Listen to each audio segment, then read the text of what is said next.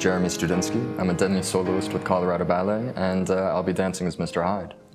You know, he has so many different facets to what he is. You know, he is such a cynical, sinister, character. And, so he hates Dr. Jekyll for how weak he is and kind of this feeble version of himself.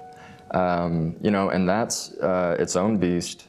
But then you also have Robert Stevenson, the narrator, the author, and your relationship with him, because you're in his head, you're his brainchild, but also it holds you back because he has control over you because it's his head. So you have this power struggle with Robert Stevenson and trying to take control of his mind. My relationship to Dr. Jekyll would be, I am him, I am Dr. Jekyll, but I'm all of the worst aspects of him that he pushes down and hides away because society doesn't allow it. So all of his repressed urges, I'm just the full embodiment of everything that he could never let out. Hyde's story arc, he starts wanting power. He is something that's controlled by Dr. Jekyll. Dr. Jekyll takes the potion when he wants to become Mr. Hyde.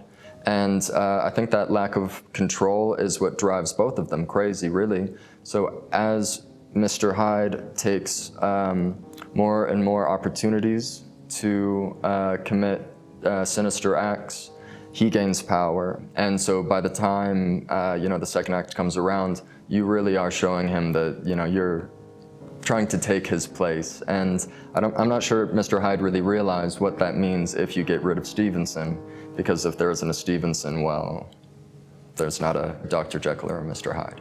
Mr. Hyde has a very particular set of movements and a style, for sure, and it comes out more as the ballet goes on. So he starts out with a physicality that's, much more similar to Dr. Jekyll, of course. But then he still doesn't have full control ever in this ballet. So you still have this fight where, he'll have something coming and he sees it and he's like, no, we're not doing that, So he definitely has a roster of movements.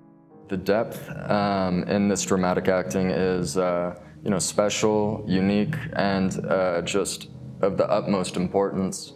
The steps and the musicality are all, of course, what we do as dancers, but when you're telling a story that is so dark and twisted, you can't do that with your technique or your steps. So you really do have to dive into what it means to be, somebody that is just purely evil. There's so much that I'll do to prep.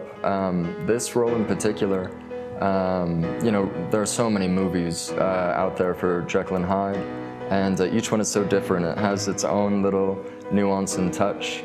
With so many ways to tell the story, it's so fun to dive into all the different interpretations.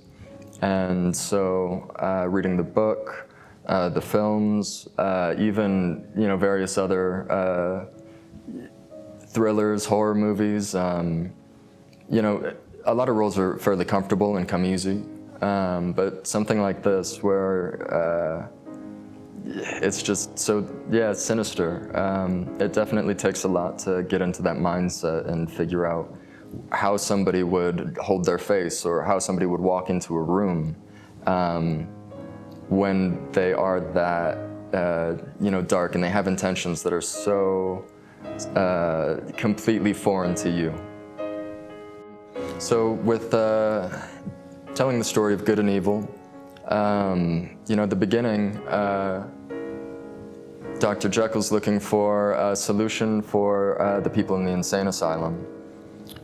He is this, epitome of good. He's this, light character that everybody loves. And just that true duality to go to Mr. Hyde.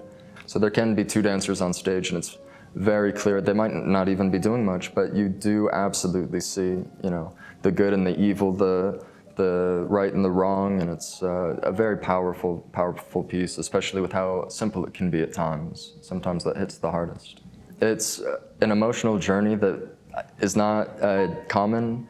It's not something that people go through in their daily lives ever. You know, maybe you see a twisted movie or something like that, but to see it on the main stage at an opera house, there's going to be a lot of emotions when that curtain comes down for this production. I think it's a great ballet to introduce you to the art form. You know, coming to see something like Giselle or Swan Lake, like you almost need a certain amount of a palette to really appreciate what's going on. But something like Jekyll and Hyde, you know, anybody's going to come to this and they're going to be absolutely pulled in and enamored and, yeah, get stuck.